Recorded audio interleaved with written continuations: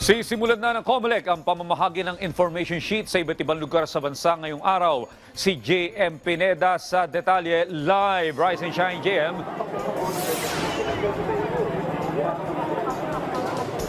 Audrey, nagbigay nga ng babala ang Commission on Election na nasasampahan nila ng kaso yung mga individual na gagayahin yung Voters Information Sheet. Kasabay nga yan ng nationwide distribution ng VIS ngayong araw.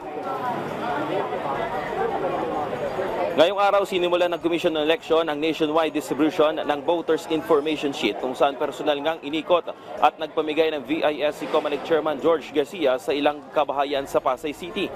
Dito ay binigyang diin niya na tutugisin nila ang mga taong gagaya sa itsura ng VIS, lalo pat may mga personal na impormasyon din na nakalagay sa mga VIS.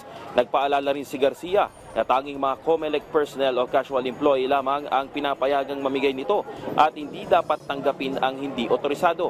Isa pa sa sinabi nito ay mas maganda umano ng VIS na mismo ang dalhin ng mga botante sa eleksyon. Ipinagbabawal na daw kasi ang mga sample ballots na binibigay ng mga kandidato. Naglalaman ang VIS ng ilang mga impormasyon gaya ng pangalan ng botante, precinct number, address ng boboto, voting center at ilang mga paalala sa mismong araw ng botohan. Makikita rin sa papel ang mga pangalan ng mga tatakbo sa pagkasenador, party list at mga lokal na opisyal.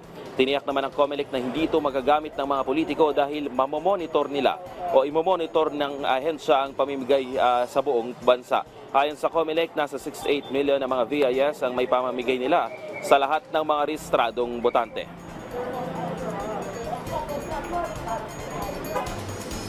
Audrey, kinumpirma nga rin ni COMELEC Chairman George Garcia na hindi na itutuloy yung internet voting sa Myanmar matapos nga ng malawakang ilindol na nangyari sa bansa. Sa halip ay magpapadala sila sa April 4 ng mga ACM o automated counting machine at isusunod na rin nila yung mga balota sa April 12. At yan muna ang latest. Balik sa Audrey.